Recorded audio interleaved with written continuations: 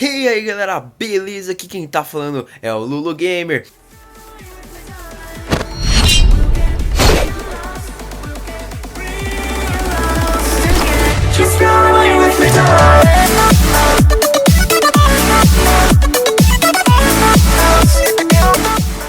E é o seguinte rapaziada, hoje estamos aqui para gravar mais um videozão insanamente insano de Minecraft Survival. Hoje, para explicar o conteúdo de história, né não, Lucas? Ih, qual foi? Não era assim não? Ih, era como então? Você também não explica, pô. Pera aí então. Bom, agora sim tô pronto e apropriado para poder apresentar o trabalho. A minha parte é a seguinte. Ela fala sobre a parte política da imigração japonesa para o Brasil, que se inicia da seguinte forma. A imigração japonesa para o Brasil, ela começou tudo por conta dos interesses políticos e econômicos entre os dois países. E o que acontece?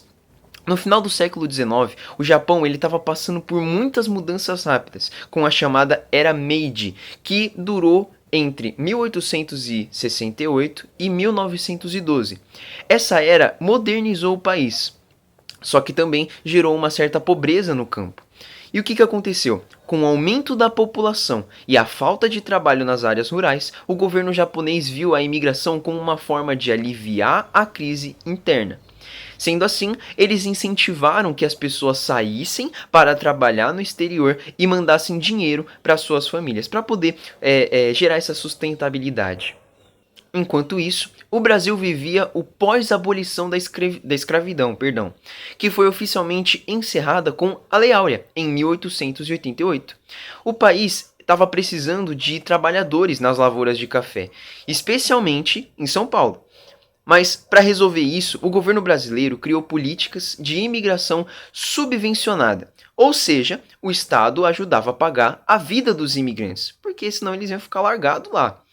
No início, vieram muitos europeus, principalmente italianos, mas em 1902 a Itália proibiu a imigração para o Brasil por causa das más condições de trabalho dos italianos aqui. Isso fez o Brasil procurar imigrantes em outros países, como por exemplo o país que a gente está falando, que é o Japão. Aí então, em 1907, o Japão e o Brasil assinaram um tratado de amizade, comércio e navegação, que abriu um leque de opções, um leque de caminhos para o envio legal de japoneses ao Brasil.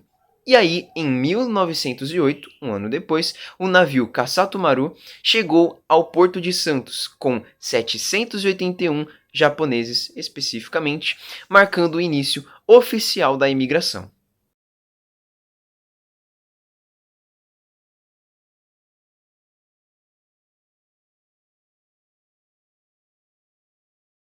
No início, os japoneses foram para as fazendas de café, né, aqui em São Paulo.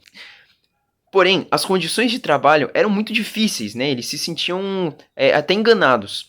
E isso acabou gerando muitos atritos, reclamações. As pessoas ficavam, poxa, mas peraí, estão explorando a gente. Mas mesmo assim, com o tempo, os japoneses começaram a se organizar direitinho em colônias agrícolas próprias deles, tentando se afastar das fazendas e buscar mais independência. Durante a década de 1930, o governo brasileiro, que estava sendo liderado por Getúlio Vargas, começou a adotar uma política de nacionalismo forte.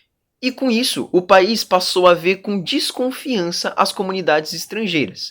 Só que então, em 1938, foi criada a campanha de nacionalização, que proibiu o ensino de línguas estrangeiras, inclusive o japonês, e fechou escolas comunitárias. Os japoneses foram pressionados a se abrasileirar.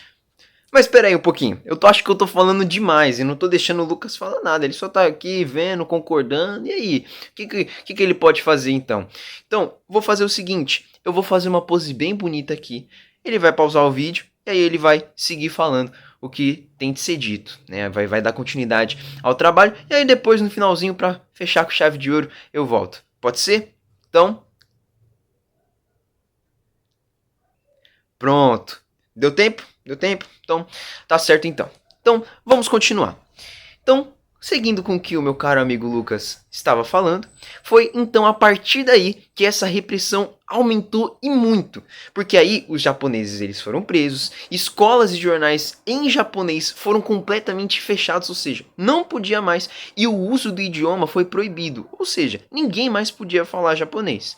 Então, o governo brasileiro chegou a deslocar comunidades japonesas do litoral para o interior, por medo de espionagem.